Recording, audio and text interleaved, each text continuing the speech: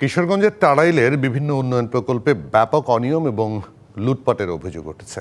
কোথাও কাজ না করে আবার কোথাও অর্ধেকেরও কম কাজ করে তুলে নেওয়া হয়েছে টাকা। একই স্থানে ভিন্ন নামে একাধিক প্রকল্প দেখিয়ে আত্মসাৎ করা হয়েছে সরকারি অর্থ।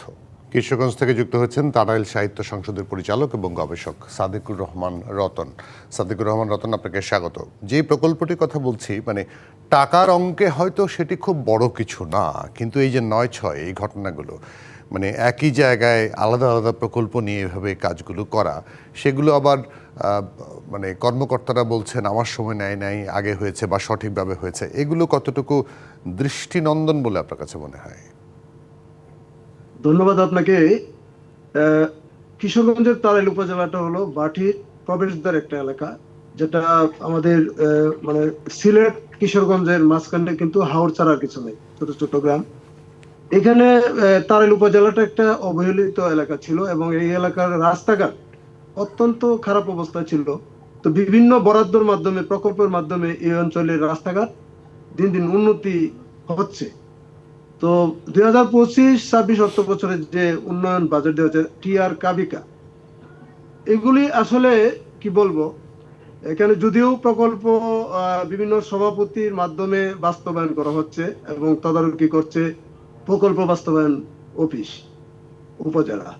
তো এই পর্যায়ে আমি যেটা দেখতে পাচ্ছি যে বিভিন্ন ধরনের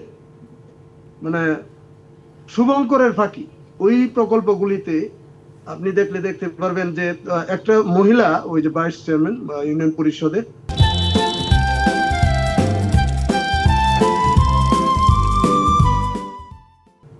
সে কিন্তু স্বীকার করছে যে চেয়ারম্যানকে 30,000 টাকা সে বন্টন করে দিয়েছে, আরো কাউকে 20,000 টাকা দিয়েছে, আরো এভাবে দিয়ে তারা বন্টনটা করার পরে যে টাকাটা থাকে সেই টাকা দিয়ে তারা কাজ করছে। তখন এই দৃষ্টিনন্দন কাজটা কেমন হবে এটা সবাই বোঝে।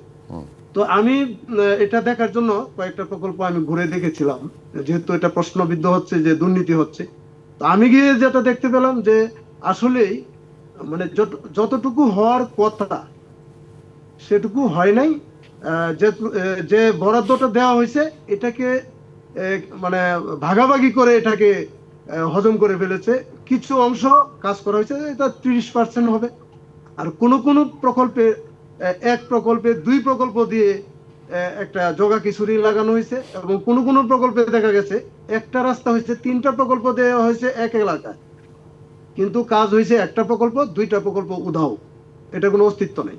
এরকম আর কিছু চলমান আছে, হয়তো সামনে সময় আছে যেহেতু হইতে পারে, কিন্তু যে প্রকল্পগুলির টাকা উঠায় নিছে তারা নিয়ে ভাগাভাগি করে ফেলছে, ওই প্রকল্পগুলি আমি বলবো দেখা দরকার। আমরা চাই, আমরা কারো শত্রু না, আমরা এলাকার মানুষ, সাধারণ মানুষ চায় এই কাজগুলি সঠিকভাবে বাস্তবায়ন হোক এবং গ্রামের যে জনপদ, অবহেলিত যে রাস্তাঘাট আছে, এগুলোতে উন্নয়নের ছোঁয়া লাগুক, এটাই চায়। এবং দুর্নীতি মুক্ত একটা তাড়াইল উপজেলা হোক, এটা সবাই চায়।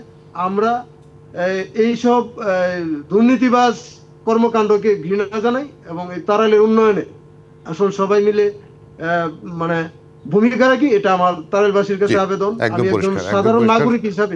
সাদেকুর রহমান রতন, আপনাকে অনেক ধন্যবাদ, কৃতজ্ঞতা আমাদেরকে সময় দেওয়ার জন্য।